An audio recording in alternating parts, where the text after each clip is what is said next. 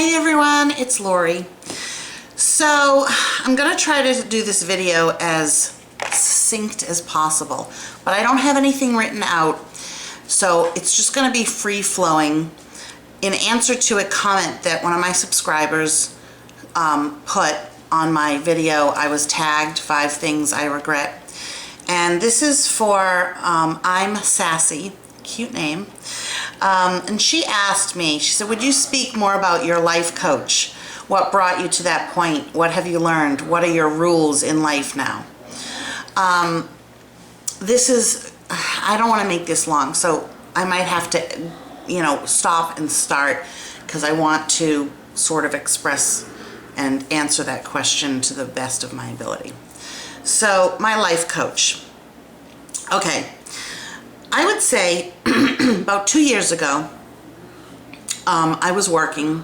I've always worked my whole life since I was in 7th grade.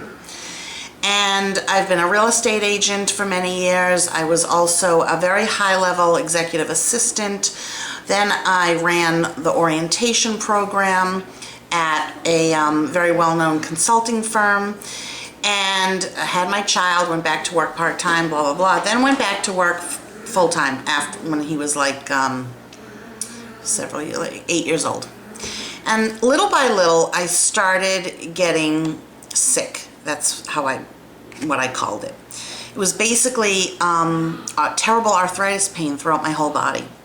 And it got progressively worse and worse, and my blood tests would come back with a very high C-reactive protein or SED rate. And I don't know if anybody is aware of what those are, but basically it's a non-specific marker for an inflammation in your body. Associated a lot of the time with people that have autoimmune diseases, so people that have colitis or Crohn's disease, because there's inflammation in their intestines, will have a high C-reactive protein or SED rate. 2 different tests. In addition, people who have rheumatoid arthritis will also have a very high one. A normal SED rate is under 3. The highest mine ever got to was 68. And it felt like every cell in my body was screaming. That's the feeling. That's the only way I can describe it. I thought I had fibromyalgia. Went to doctor after doctor for that. Then I went to Leahy Clinic and finally had a doctor diagnose me with spondyloarthritis, psoriatic arthritis. But the only way I can describe it is that I was in pain from head to toe everywhere, all the time. I lived in total pain for 2 years. Was on Vicodin, Oxycontin, Percocet, all that stuff pretty much daily because it was the only thing that would help my pain. The pain also felt like I had the flu. So I felt like I had a fever, very achy everywhere, dizzy like you have when you're getting the flu or when you have the flu. And I lived in this pain. The pain became who I was. My whole life was wrapped up in the pain. I had to stop working. I couldn't work anymore. Couldn't do very much with my son. I had to have my mother and my ex-husband and people help me all the time. I tried to do a lot of things. I did more. I pushed myself so hard, did more than anyone really knew in the amount of pain that I was in. So now we speed up and to last October. And I've always been a fairly active person. I was a ballet dancer for 18 years. I've always belonged to a gym. There's a hair or something. Always belonged to a gym, did exercise, walked, da-da-da-da-da. So it was still in me. My mind was not sick. My body was sick. So I don't know what it was. I was on my way to go see about this yoga class somewhere because everyone said yoga was really great for, arthritis. In the meantime, my doctor, I had been put on these shots called Cimzia and taking methotrexate once a week. So, but none of that had started helping yet.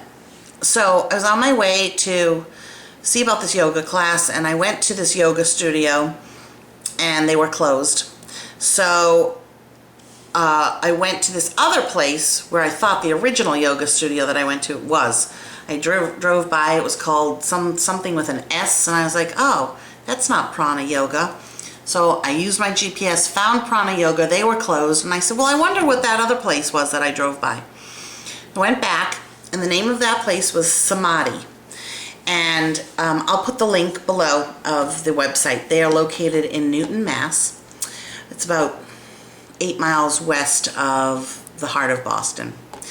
So they were upstairs on the second floor, and I literally crawled up the stairs. I mean, not literally. I wasn't on my hands and knees, but it was hard for me to get up the stairs. And I walked in, and I spoke with a woman there who turned out to be the manager, and said, you know, I'm looking for to try and get into yoga, but I have this problem and I can't move and I'm achy. And she told me about this class that they had called Swarupa Yoga, which is a non-flowing meditative yoga that uses props like chairs, blankets, bolsters, all kinds of things, so that it doesn't hurt, and you're meditating but doing yoga poses, and you do special breathing and things like that. And I took that class, and during the class, which was an hour, I had no pain at all.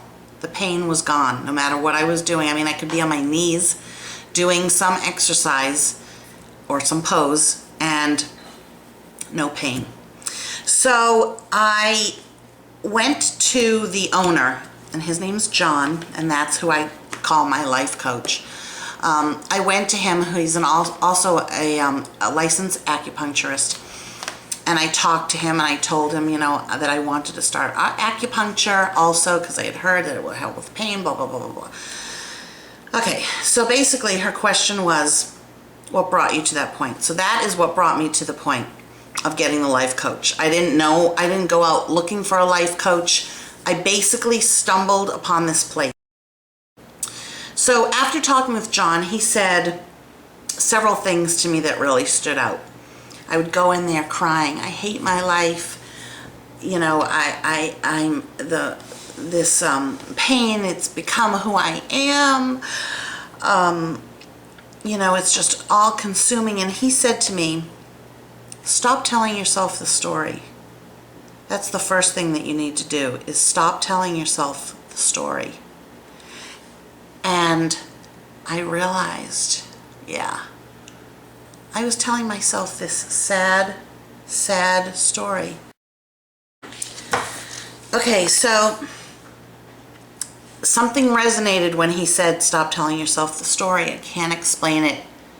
It was like somebody just shook me, because I was so self-absorbed in this pain and how it affected me and how it made me not be able to do this. And my son was making me, you know, if he asked me to do something, don't you understand? I'm in pain. I can't do that for you. And if my mother would say something, I can't handle it. I'm in pain. And yes, while it's true, I was in pain, and pain, living with constant pain, can color your whole world. But the other thing that's also true is I was on Vicodin. You know, I was on oxycodone every single day. So, I mean, it got to the point that it was hard for me to figure out how to use a new cell phone, my BlackBerry. And I had run orientation programs. I had been a high-level executive assistant. I sold million-dollar homes, and I couldn't figure out how to enter something in my BlackBerry.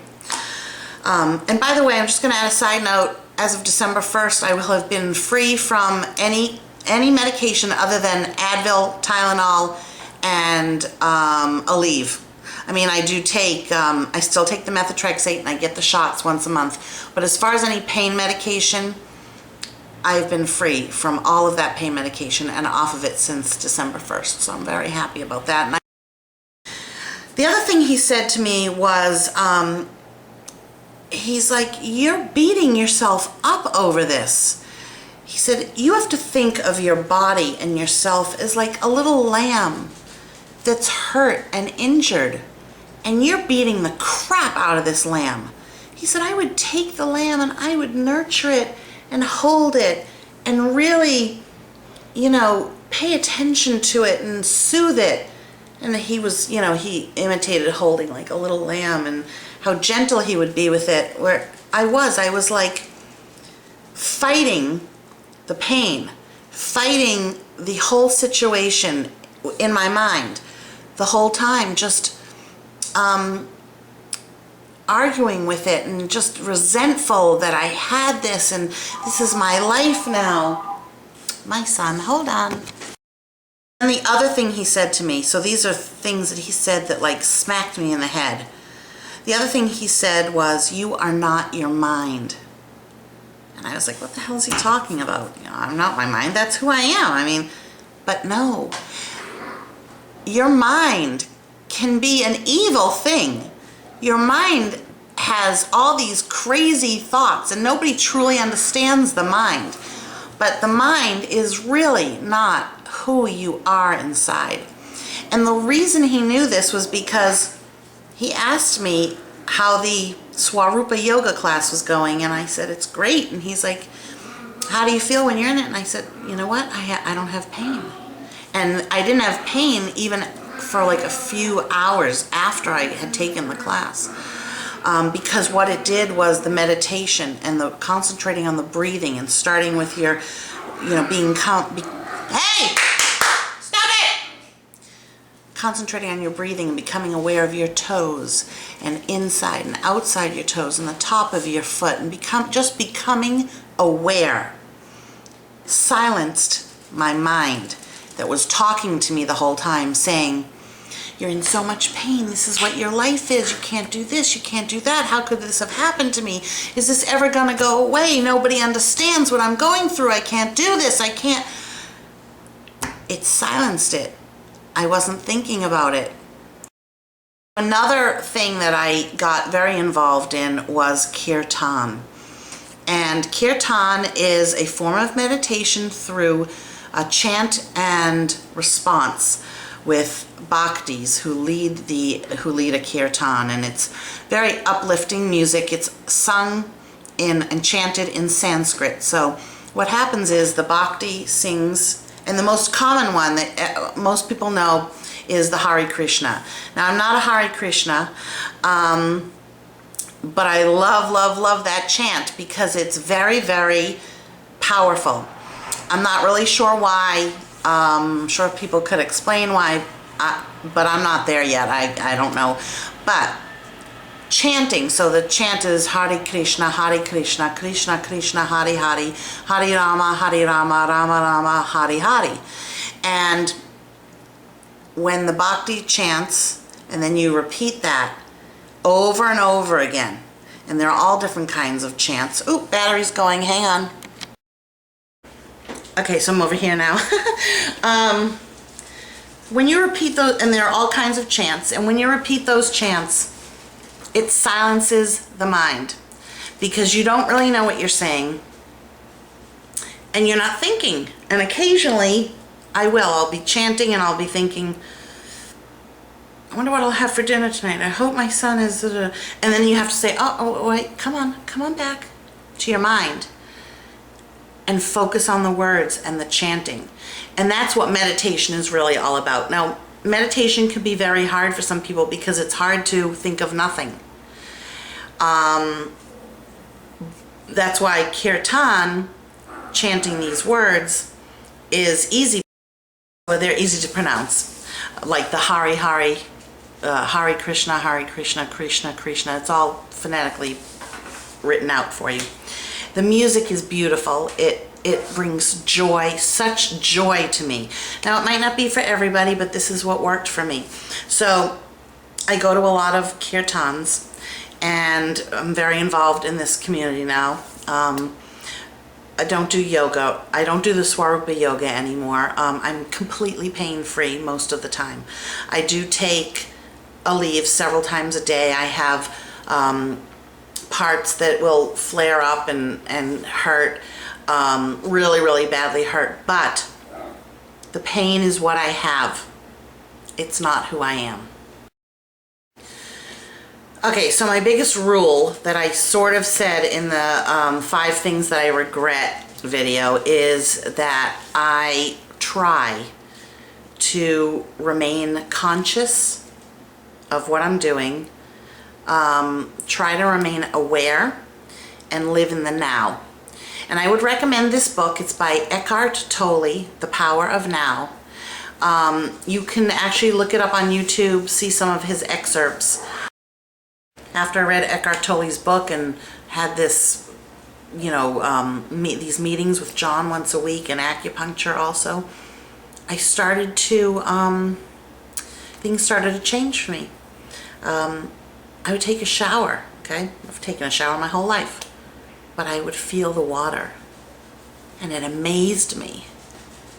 Oh my God, this water, it was so amazing that it was dripping all over me, and it was coming out of the faucet, and it was cleaning my body. I mean, I can't explain it. I sound a little out there, but if anyone has, you know, been through anything like this and became aware and conscious, you know what I'm talking about. Or I'd look at my dog's face. All of a sudden I looked at her face and I could see like every hair. And I was like, oh my God, she's so beautiful, and her eyes. So I looked at my child, who I've always looked at, you know, and love, but I really saw him. So I can't always get back to that point. Sometimes it's hard. Sometimes I do get wrapped up in something and think, you know, if I wanted to, I could make the choice to think about how my life is and how I wanted it to be. But every choice that was made was for a reason. And if I want to change my life, I can.